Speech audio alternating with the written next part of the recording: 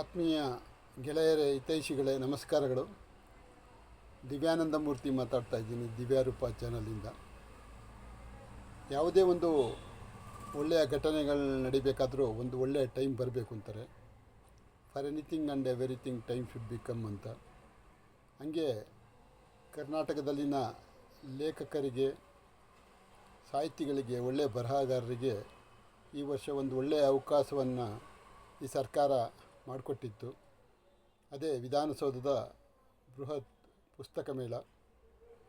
5 ದಿನ ನಡೆದ ಈ ಒಂದು ಸುಂದರ ಪುಸ್ತಕ ಮೇಳದಲ್ಲಿ ಅನೇಕ ಲೇಖಕರು ತಮ್ಮ ಒಂದು ಹೊಸದಾದ ವ್ಯಾಪಾರವನ್ನು ಕಂಡುಕೊಂಡರು, ಉತ್ಸಾಹವನ್ನು ಕಂಡುಕೊಂಡರು.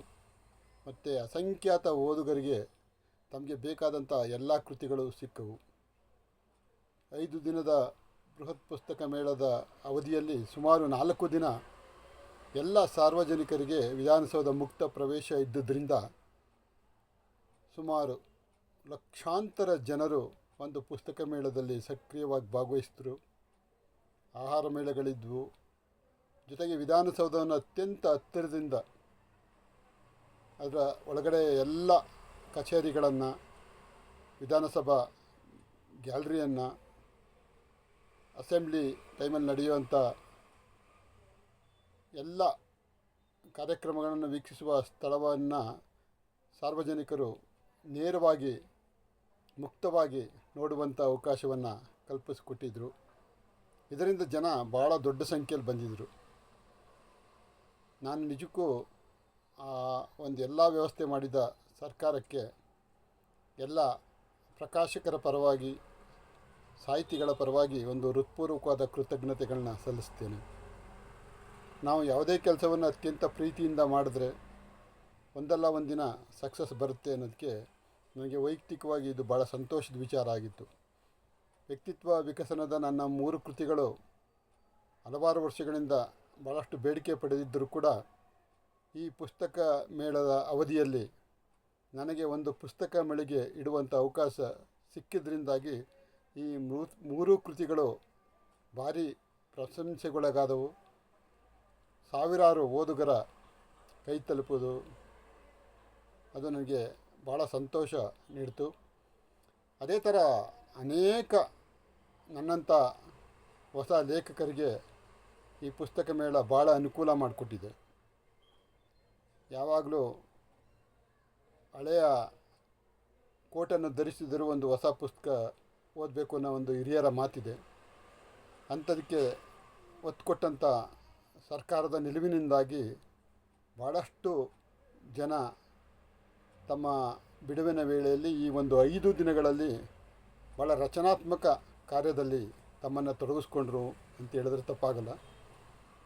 ನನ್ನ ಮತ್ತೊಂದು ಅದೃಷ್ಟವೋ ಏನೋ, ಕಾರ್ಯಕ್ರಮದ ಉದ್ಘಾಟನೆ ಆದಂಥ ದಿನ ನನ್ನ 3 ಕೃತಿಗಳನ್ನು ನೋಡಿದಂಥ ವಿಧಾನಸಭಾ ಅಧ್ಯಕ್ಷರ ಕಾರ್ಯದರ್ಶಿಯವರು ನನ್ನ ಒಂದು ಮನವಿಯ ಮೇರೆಗೆ ಎಲ್ಲ ಅತಿಥಿಗಳಿಗೆ ಉಡುಗೊರೆಯಾಗಿ ಕೊಡುವುದಕ್ಕೆ ಅವರು ನನ್ನ ಕೃತಿಗಳನ್ನು ಆಯ್ಕೆ ಮಾಡಿದ್ದು ಭಾಳ ಸಂತೋಷದ ವಿಚಾರ. ನನ್ನ ಹೆಸರನ್ನು ಕರೆದು ನನ್ನ 3 ಕೃತಿಗಳನ್ನು ಪರಿಚಯಿಸಿ ನಾನು ಎಲ್ಲ ಗಣ್ಯಮಾನ್ಯರಿಗೂ ವಿಶೇಷವಾಗಿ ನಾನು ಪ್ರೀತಿಯಿಂದ ಹೃದಯಪೂರ್ವಕವಾಗಿ ಗಿಫ್ಟ್ ಕೊಡುವಂಥ ಅವಕಾಶ ನನಗೆ ಬಂತು. ಇದರಿಂದ ನನ್ನ 3 ಕೃತಿಗಳು ಅವರಿಗೂ ಕೂಡ ಹೆಚ್ಚೆಚ್ಚು ಪರಿಚಯವಾದವು.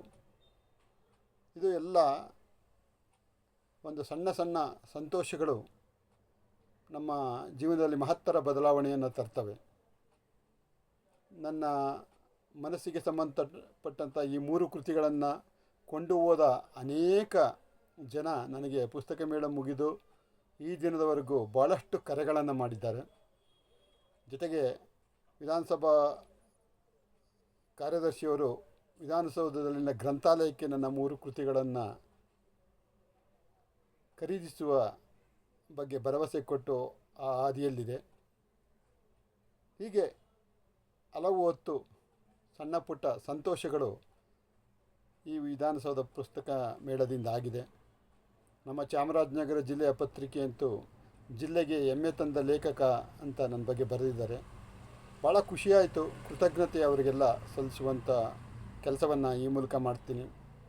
ನನ್ನ ವ್ಯಕ್ತಿತ್ವ ವಿಕಸನದ ವಿಡಿಯೋಗಳನ್ನ ಮಾಡುವಂಥ ಕೆಲಸ ತಾತ್ಕಾಲಿಕವಾಗಿ ಈ ಕಾರಣಗಳಿಂದ ನಿಲುಗಡೆಯಾಗಿತ್ತು.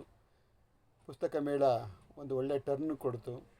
ಹಾಗೆ ತದನಂತರ ಪುಸ್ತಕಗಳು ಚೆನ್ನಾಗಿವೆ, ಇದನ್ನು ಎಲ್ಲ ಶಾಸಕರಿಗೆ ಮತ್ತು ವಿಧಾನಸೌಧದಲ್ಲಿರ್ತಕ್ಕಂಥ ಕೆಲವು ಅಧಿಕಾರಿಗಳಿಗೆ ಆದಷ್ಟು ನೀವು ಕೃತಿಗಳನ್ನು ತಲುಪಿಸಿ ಅನ್ನೋ ಹಿರಿಯರು ಗೆಳೆಯರ ಸಲಹೆಯನ್ನು ನಾನು ಪರಿಗಣಿಸಿ ಇದುವರೆಗೆ ಸುಮಾರು 100ಕ್ಕೂ ಹೆಚ್ಚು ಶಾಸಕರಿಗೆ ಮತ್ತು ಒಂದು 25-30 ಅಧಿಕಾರಿಗಳಿಗೆ ನನ್ನ 3 ಕೃತಿಗಳ ಒಂದೊಂದು ಸೆಟ್ಟನ್ನು ತಲುಪಿಸಿದ್ದೀನಿ.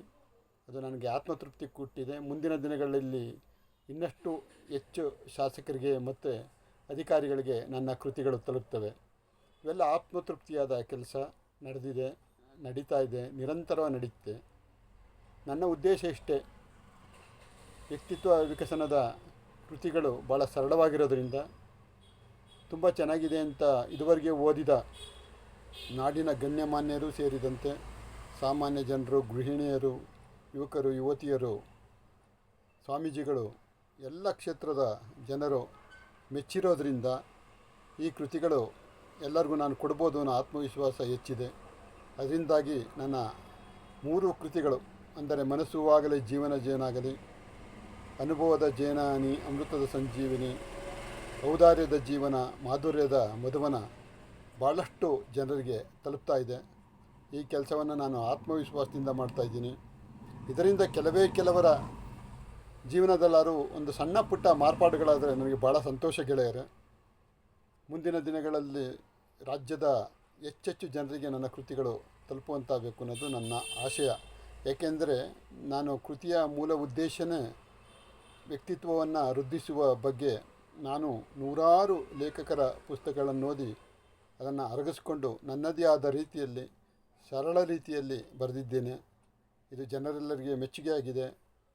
ಈ ಮೂಲಕ ನಾನು ಆ ಕೃತಿಗಳು ಇನ್ನೂ ಹೆಚ್ಚೆಚ್ಚು ಜನರಿಗೆ ತಲುಪಿಸುವ ಮೂಲಕ ನಿಜವಾದ ಅರ್ಥದಲ್ಲಿ ಒಂದು ಸಮಾಜ ಸೇವೆ ಮಾಡುವಂಥ ಭಾಗ್ಯ ನನಗಾಗಿದೆ.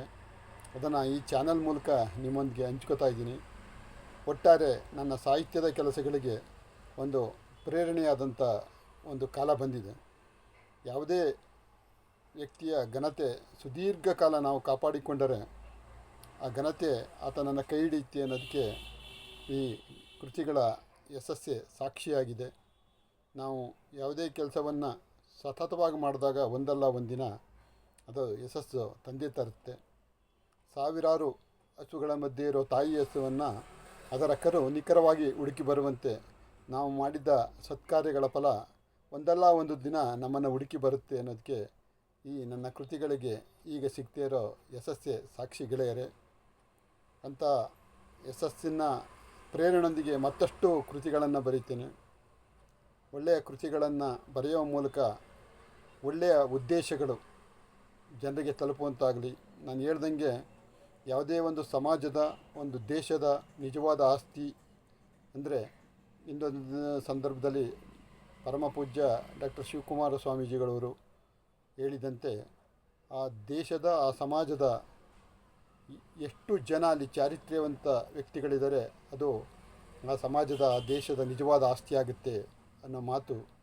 ಅದಕ್ಕೆ ಪ್ರೇರಣೆಯಾಗಿ ಒಳ್ಳೊಳ್ಳೆಯ ಕೆಲಸಗಳು, ಒಳ್ಳೊಳ್ಳೆಯ ವಿಚಾರಗಳು ಜನರ ಮನಸ್ಸಿಗೆ ಬಂದಾಗ, ಧನಾತ್ಮಕ ಚಿಂತನೆಗಳು ಬಂದಾಗ, ಅವರಲ್ಲಿ ಸ್ವಲ್ಪನಾದರೂ ಬದಲಾವಣೆ ಆದರೆ ಅದು ಆ ಸಮಾಜಕ್ಕೆ, ಆ ಊರಿಗೆ, ಆ ದೇಶಕ್ಕೆ ಸ್ವಲ್ಪವಾದರೂ ಹೆಲ್ಪ್ ಆಗ್ಬೋದು.